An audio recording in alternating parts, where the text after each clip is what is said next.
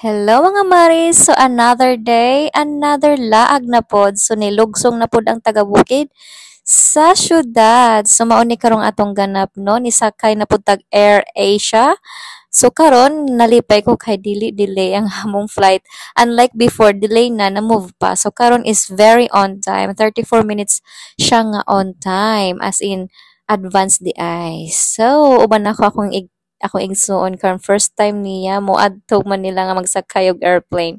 Og kuyusan nako ning akong anak nga mo'y taga-dara taon sa akong mga gamit. Well ako, dala-dala na ako akong baby nga permanent tulog basta ibutang siya sa courier. Behave gud kay ning akong anak permin no.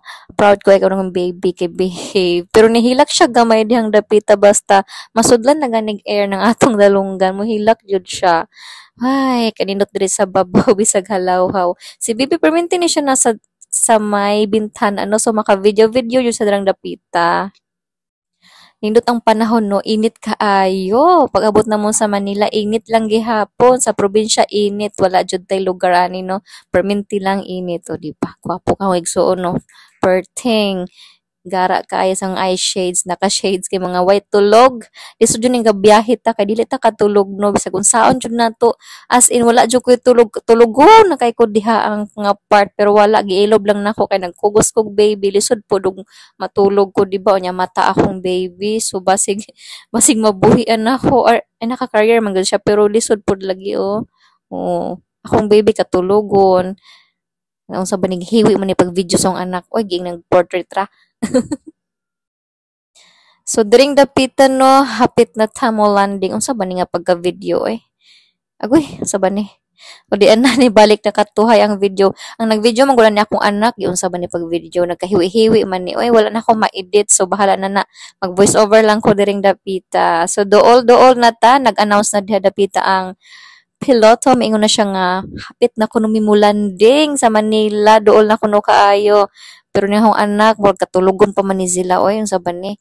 Pero sige lang, laban lang kay mo. Tugdo na lagi ta, mas safe lang ta. So, nag-remind na sila dihang dapita nga mag-seatbelt kay basig na ay turbulence or whatever. Pero wala man so far. We are very safe. Thank you kaayo sa mga sa buutan nga stewardess nga nag-provide gud sa amo og anang pang emergency nga life vest for the infant. Okay? Thank you so much Air Asia. So padayon ta mag voice over. Taas-taas man din nga mga video sa akong anak daghan gyud siya na video during dapita. So di ba may nang natay videographer na patay dara sa gamit, okay? As in, nag-enjoy jud ko during dapita kay wala ko kaayo lihok-lihok. Ako lang anak ang assist sa ako ug akong igsoon. Oh, thank you kaayo nilang duha. So nitugpa na jud no finally di ana misa na iya Terminal 2. Ayan, welcome to Manila ang mga taga-bukid nilugsong gid no. Wala na mapustura atong dagway dihang dapita mura na tag iring gigbidli. Pero sige lang at least nakasuroy tag syudad bahala nagkalkag ang agi. So molusad ta kay ato ta sa baggage claim area for the Air Asia baggages kay daghan jud tag baggage na tagdala pa tag stroller na pay mga 20 kilogram nga baggage pagkadaghan na lang gid pero dihang dapita kay ihiuna na jud kuno so madto sa kog CR o di ba ni abot na mi diring dapita unsa man ni diri oy we are approaching Quezon City so ni abot na mi ako yung problema na kay wala may maka-check in diretso kay 3 PM pa daw. So nag-grocery lang sa mi para nami pagkaon kina may malutuan dito kay condo unit man to. So di nami sa babaw. Halawhaw na pod pero syempre mo ganaanad na mangyud ta. Sige naman lang ni halawhaw atong adtuan. So nagsuri-suri mi diha kay akong gipangita ang akong mga kananan. Jollibee kung asa na dapita kay kinahanglan jud nato ng Jollibee.